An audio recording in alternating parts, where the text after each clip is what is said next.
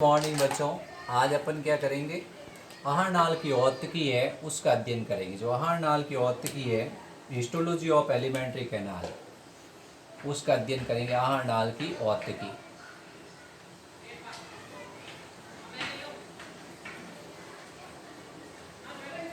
Histology of alimentary canal, औत्तिकी का मतलब होता है विज्ञान की वह शाखा जिसमें ऊतकों का अध्ययन करते हैं। जिसमें ऊतकों का अध्ययन किया जाता है उसे क्या कहते हैं? औत्तिकी के नाम से जानते हैं। तो आहार नाल की दीवार का अपन अनुप्रस्थ काटेंगे और इसके 4 स्तर देखेंगे।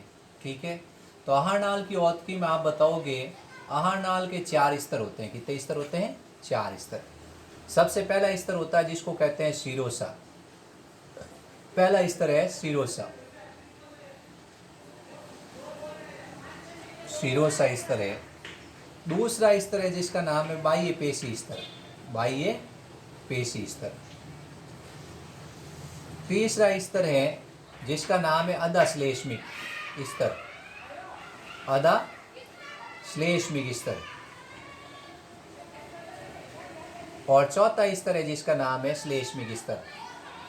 तो आहार नाल के 4 स्तर होते हैं। कितने स्तर होते हैं? 4। पहला स्तर है शिरोसा, दूसरा बाह्य पेशी स्तर, तीसरा है अधश्लेष्मिक स्तर और चौथा है श्लेष्मिक स्तर। ठीक है, अब अपन एक डायग्राम बनाएंगे और डायग्राम की सहायता से आहार नाल के चारों स्तरों को अध्ययन करेंगे। ये शिरोसा स्तर है, ये सबसे बाहरी स्तर है। ये शिरोसा स्तर सबसे बाहरी स्तर है और एक पतली झिल्ली जैसा होता है, यानी ये विशल पेरिटोनियम झिल्ली है उसका बना होता है। तो आप बताओगे जो शिरोसा स्तर है कौन सा है? शिरोसा। शिरोसा की विशेषता आपने क्या बताई है कि ये सबसे बाहरी स्तर है। सबसे बाहरी स्तर। सबसे पहली विशेषता आपने बता दी कि ये सबसे बाहरी स्तर है।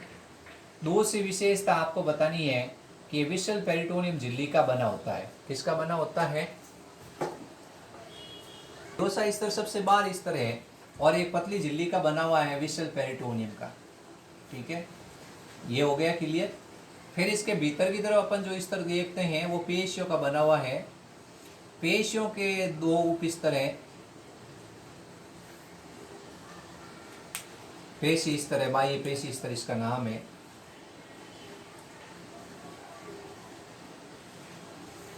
दो तरह की पेशियां हैं।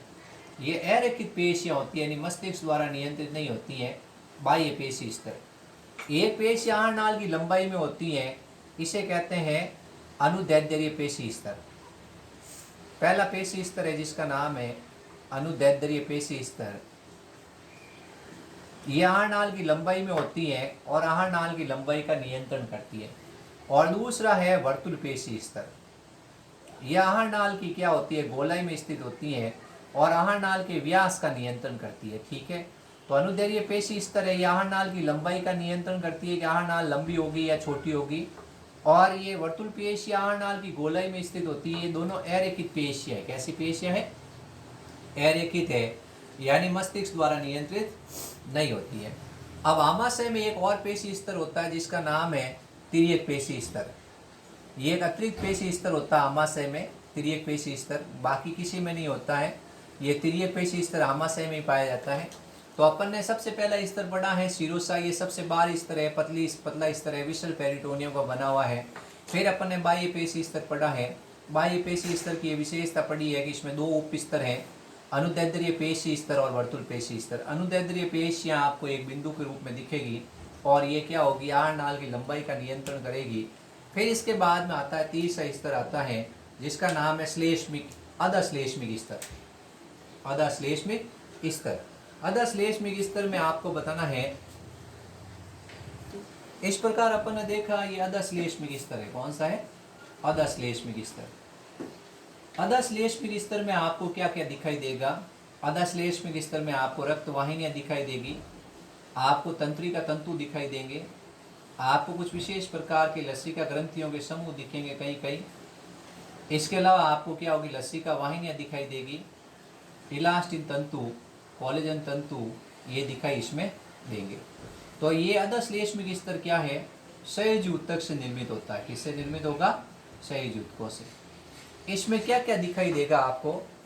इसमें जैसे रक्त वाहिनियाँ दिखाई देगी, रक्त वाहिनियाँ, रक्त केशिका या रक्त वाहिनियाँ।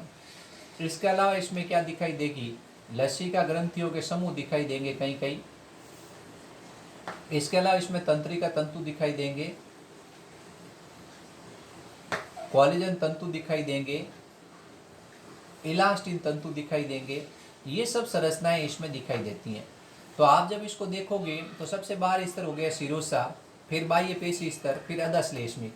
अधश्लेष्मिक स्तर में आपने क्या देखा कि इसके अंदर संयोजी ऊतकों से बना हुआ ये स्तर है। ये किससे बना हुआ स्तर है, संयोजी ऊतकों से बना हुआ स्तर है। इसमें आपको रक्त वाहिनियाँ दिखाई देगी, जैसे मैंने ये रक्त वाहिनी बनाई है या रक्त केशिका है वो दिखाई देगी। इसके अलावा इसमें क्या दिखाई देंगे, इसके अलावा इसमें तंत्रिका तंतु दिखाई देंगे। इस तरह से आइए, तंत्रिका तंतु है ये दिखाई देगा। इसके अलावा इसमें क्या दिखाई देगा, इसमें लसिका ग्रंथियों का समूह दिखेगा, कहीं कहीं लसिका वाहिनी है, लसिका केशिका भी दिखेगी। ये लसिका ग्रंथियों का समूह, ठीक है। अब अपन कहेंगे इसके अलावा इसमें क्या दिखेंगे, इसके अलावा इसमें कोलेजन तंतु और इलास्टिन तंतु भी दिखेंगे। ये जैसे अपन ने कह दिया कोलेजन तंतु हैं, ये जैसे इसमें इलास्टिन तंतु हैं, ये दिखाई देगा। यानी ये संयोजी ऊतक से निर्मित है संरचना। ये किससे निर्मित संरचना है, संयोजी ऊतक से निर्मित संरचना है। ये संयोजी ऊतकों से निर्मित संरचना होती है, ये संयोजी ऊतक से निर्मित संरचना। अधश्लेष्मिक स्तर में संयोजी ऊतकों से बना हुआ है। इसके अंदर जैसे रक्त वाहिनियाँ, रक्त केशिकाएँ, लसिका केशिकाएँ। इसके अलावा इसमें रक्त वाहिनियों के अलावा लसिका ग्रंथियों का समूह होगा कहीं कहीं। इसके अलावा तंत्रिका तंतु, ये सब संरचनाएं पाई जाती हैं। फिर सबसे भीतरी स्तर होता है, सबसे भीतरी स्तर को अपन कहते हैं श्लेष्मिक स्तर। सबसे जो भीतरी स्तर है उसका नाम होता है श्लेष्मिक स्तर।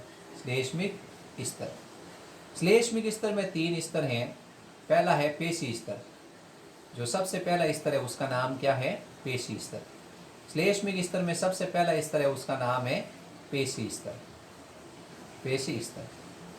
फिर दूसरा स्तर है जिसका नाम है आधार पटल। दूसरे स्तर का नाम क्या है, आधार पटल। और तीसरे स्तर का नाम है उपकला स्तर। ये आधार पटल हो गया, आधार पटल।